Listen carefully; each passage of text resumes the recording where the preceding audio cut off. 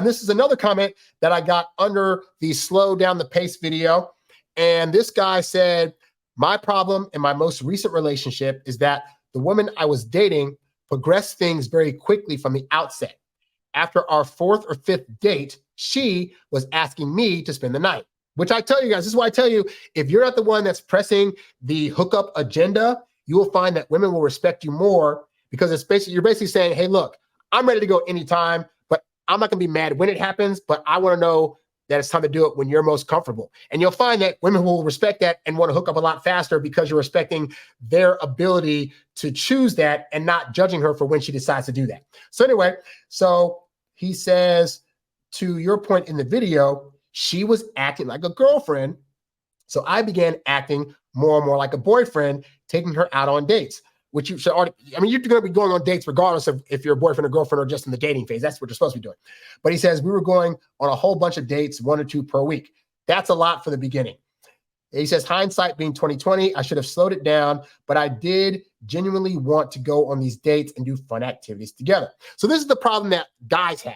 As we as men, it's like, so I tell you guys to slow the pacing down, right? And what's going to happen when you slow down the pacing of dating, you're going to find that you cannot run away fast enough from these women that are going to want to suddenly like do extra for you or spend extra time with you or do extra things. And it's going to make you feel as if she's already a girlfriend. And that's the trick, is that to us feeling these actions, it's going to feel like she's our girlfriend. Now, why is that? Because the reason is this, is because, you know, in guy world, we're not one to show emotion and overextend ourselves to other dudes unless they're like really our best friend, like well-established, known for a few years, to where we can do things here and there, and we can do it at that point because it's not going to be seen like a big deal. But we don't typically get a lot of that action amongst other dudes, right? So meanwhile, women, they're showing each other like favors and stuff all the time and saying, hey, I love you, and hugging and all this other stuff. They're being emotional with each other all the time. So what happens is you have one sex, men, who aren't being shown a lot of affection. So any affection we get, we add extra energy to that, you know?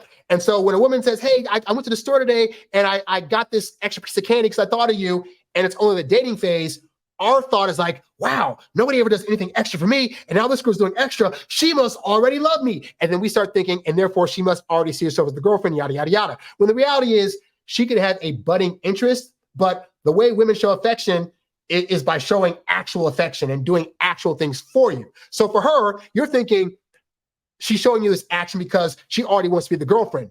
And to her, she's showing an action because, yeah, she likes you, but she's also just being nice. But we add extra on to it. And then as a result of adding that extra on, they start thinking, oh, crap, I was just trying to show him a nice gesture, but he's taking it all the way to I'm his girlfriend now. Oh, my God, I feel like this is going too fast. And so the trick is, this is why I tell you guys, you have to stick to the 3-month schedule, which is that she's going to take 2 to 3 months to solidify her feelings. You have to ignore the fact that she's hooking up with you. She's doing a little bit extra for you. None of this stuff means that she's actually ready yet to be your girlfriend until she comes to you. So I tell you in all these things that I say, until she comes to you and asks you those questions that indicate that she's ready to go to the next step, all the actions she's doing are her way of being nice to you in the confines of the dating relationship. It does not mean she's quite ready to take that full step yet. And you can't let your brain be fooled by that, because then you'll have what's going to happen next to this guy. So he says, the issue was that financially it started to add up. And in my mind, I started to think, why am I spending all this money on a woman who is potentially not exclusive to me? We'll get to that in a minute. He says, that caused me to start thinking that I needed to lock her down so that I'm not paying for expensive dates while she's dating or sleeping with other men. How do you reconcile that? Especially when you're dating an attractive woman who potentially has other suitors that could take them on nice dates as well. Well, so the second part I'll say this is that you have to don't think about you have all this other competition for this hot girl. What I found to be true is, and this is why I want you to think like this, right? Is that the other suitors that are coming into play are going to have no idea what they're doing, and she's going to lose interest in them. True story, long time ago, I dated a girl, and we got into a relationship, and in the midst of that, she had mentioned to me, or I think I asked her, I was like, because we had met online or whatever, and I said, hey, so like, were there any other guys that you dated while you were dating me? And she said, actually, there was one other guy that I went on a date with. And I was like, oh my God, I need the tea. Tell me all. Because I'm like, I don't feel any kind of way about it. I'm like, I was dating while you were dating also. It is what it is. But I never get to know these details, some of the details. And she was like, yeah, like we went on a like 2 dates. And the second date, it was cool. But like, he was just going on and on about, him being a doctor and his doctor practice this and blah, blah, blah. And it just got really, really boring. He wasn't asking me about myself and whatever. And I just realized I was having a better time with you. I was like, oh, and that's because I know how to ask questions about the other person and about how to get them to talk about themselves and dive into their lives and be genuinely interested. And so I just grew to know, like, yeah, like I assume during the first 2 months of dating, this hot, attractive woman probably has other suitors and they're all going to fail. So I don't even worry about them, because if you know what you're doing and you know the ins and outs of dating and relationships and conversation and how to build interest, then you're going to go out into the dating world thinking, I dare you to try better. I dare you to go out there and find somebody that talks as good as me, or that has the swag like I have, or is as interested in learning about you as these other guys are not going to be, because they're going to be all about talking about themselves. Like, that's the kind of confidence you go out with, to where the competition won't even matter to you. So that's the second part. But to the first part, where he says the part about, and a lot of guys have expressed this to me about, well, I don't want to keep putting in effort because what if I'm like spending money on a girl that's going to eventually leave me? Here's the God to honest truth, okay? Dating is always going to be a gamble, especially on both ends. But in terms of money stuff and monetary things and whatnot, and time, it's going to be a gamble that you're spending on this whole thing. All right. You got to think of it like going to Vegas, right? I go to Vegas, I'll go to like a slot machine, or I'll go to a blackjack table. I got $20. Now, I start with $20, and I know I'm going to try to play these games to the best of my ability and hope to God that I went out. And so I played blackjack enough to know that I know I have a little bit of strategy, right? So sometimes I'll go to Vegas, I'll put 20 on a blackjack table, and I'll get it all the way up to like, say, 150, 200 bucks, right? At the point that the money starts coming down, I'll leave the table, but I'll walk away with like 150, 120 bucks. And you know what? When that happens, I feel great.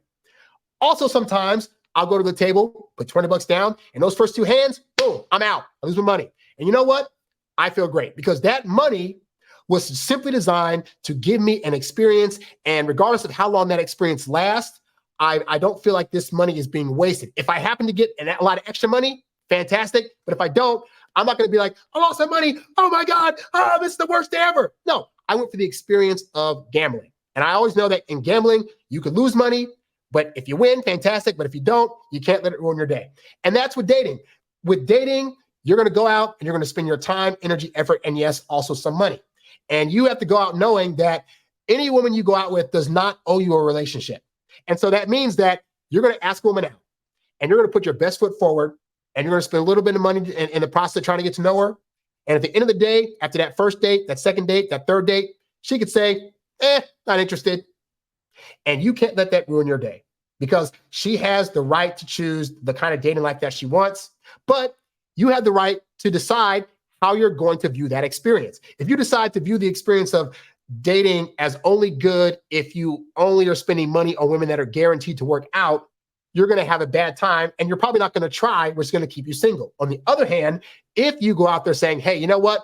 I'm just going to do the best I can, and might get some wins, might get some losses, but I'm going to learn and have a good time anyway, you're going to win a lot more. Now, with that said, another big mistake guys make is thinking they got to spend a whole lot of money. It does not take a whole lot of money to impress women. I've met women in a variety of places, clubs, parties, friends, places, online dating.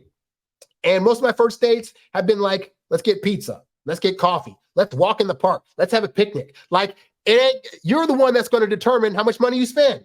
So if your problem is that you're thinking we're going out on all these dates and every single date's got to be like 5-star and I got to spend 50 or 100 bucks on each date, yeah, you're going to have a bad time dating, especially if you're like a working stiff who doesn't earn that much money. You're going to have a bad time.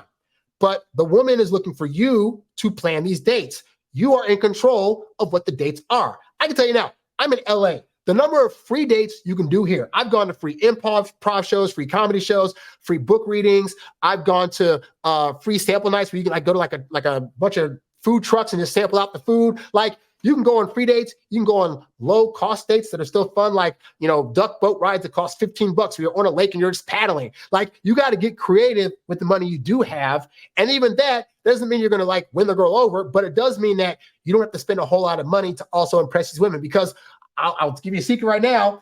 Women that are highly interested in you just want a decent conversation with you and to feel that you want to get to know them. That's it.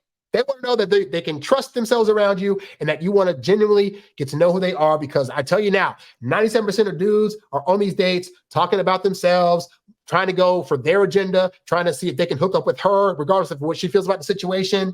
And so if you come along and just hey, I want to take you out to get to know you. Let's have some coffee. Let's eat. Let's get a $12 pizza and go in the park and just chat it up a little bit. And then you actually ask her questions about her where she feels like you are genuinely getting to know her. You're going to win over the guy that's going to spend a bunch of money. Because, hey, there are billionaires and millionaires right now that are losing their wives, had all the money in the world and are losing their wives because darn their money, the woman didn't feel appreciated. And so she's out. Okay. And there are also bummy dudes or some dudes that are have next to no money or in jail that are able to keep women attracted simply because they're showing interest. They're listening to what they have to say. And that's how you win over. So don't make it so much about money, and you'll find that you get a lot more success in the long run. All right. You's a bad boy, but you can't stop, won't stop. You a high earning, high value, high class man. You a high earning, high value, high class man. You a high earning, high value, high class man. You a high class man. You a high class man. You a high earning, high value, high class man. You a